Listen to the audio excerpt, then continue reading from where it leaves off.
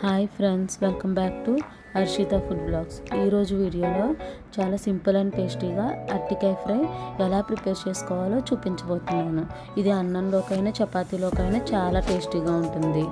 ఈ ఫ్రై కోసం 4 అరటికాయలు, 2 పచ్చిమిరపకాయలు, 2 ఉల్లిపాయలు తీసుకోవాలి.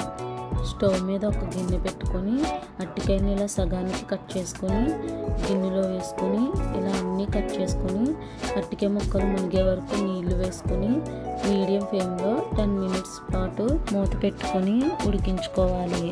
ఇలా అరటికాయ ముక్కలు ఉడికిన తర్వాత అరటికాయ ముక్కల్ని ఒక ప్లేట్లోకి తీసుకోవాలి. ఇలా అరటికాయ ముక్కలన్నీ ఒక ప్లేట్లోకి తీసుకున్న తర్వాత అరటికాయ ముక్కల్ని ఇలా తొక్కవలుచుకోవాలి. అన్ని ముక్కల్ని ఇలా తొక్కవలుచుకున్న తర్వాత ఇలా మెత్తగా మెదుపుకోవాలి.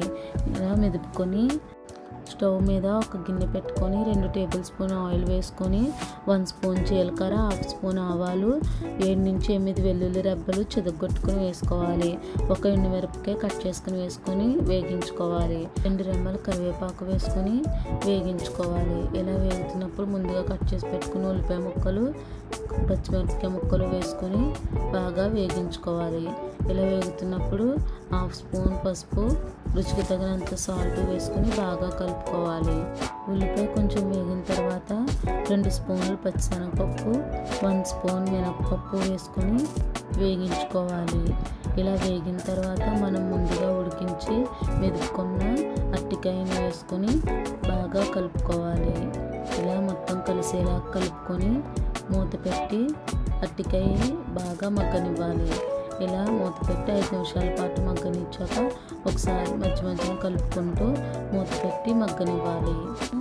అరటికాయ మగ్గిన తర్వాత కొత్తిమీర వేసుకొని ఒక బౌల్లోకి సర్వ్ చేసుకుంటే వేడి వేడి అరటికాయ ఫ్రై రెడీ. చిన్నపిల్లలు, పెద్దవాళ్ళు కూడా చాలా ఇష్టంగా తింటారు. తప్పకుండా ట్రై చేయండి. ఇది అన్నంలోకైనా చపాతీలోకైనా చాలా టేస్టీగా ఉంటుంది.